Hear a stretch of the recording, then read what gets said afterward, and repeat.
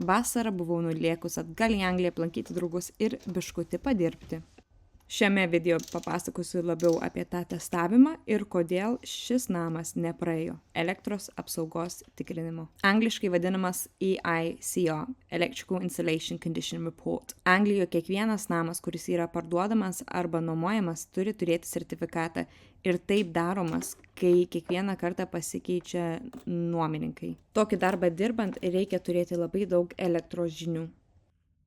Tik atlikiau paskutinį darbą dienos, tai pasirodo, kalbu čia angliškai žmogui biškai sunku, angliškai kažkaip užklausiu, kažkur šalies, sako Lithuania, sakau, ką, sakau, labas, galime lietuviškai, labai žmogus apsidžiugė, kad jie paliko mane pačią vieną ir švarė parduotuvę. Pasitikėjo manimo, va čia tokia nesąmonė, bandau suprast, kas čia vyksta. Tai atidarysim. Čia net neprisukta, jaučiu bardakynas. O čia nieko. Čia tik šiaip savo laidas toks ilgas. Paaiškinsiu, kodėl neišlaikė elektriko inspekcijos.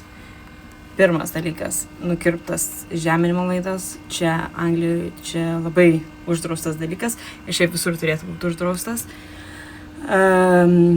Šičia, kaip matot, yra kitos gamybos jungiklis ir čia, kaip sakant, nėra buvęs praėjęs fabrike patikrinimo, ar jisai tinka su šitais, tai gali prasidėti gaisras, todėl mes sakom irgi čia labai blogai.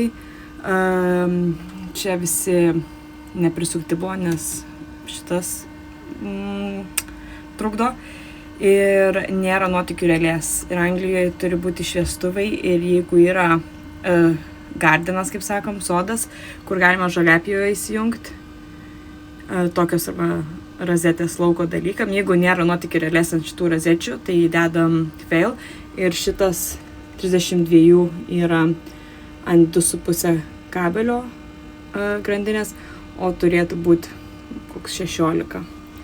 Mes 32 dedam, jeigu yra, Anglijoje čia daro žiedais, tai išeina čia grandinė ir jinai apeina visas rozetės ir tada grįžta ir vėl ateina atgal.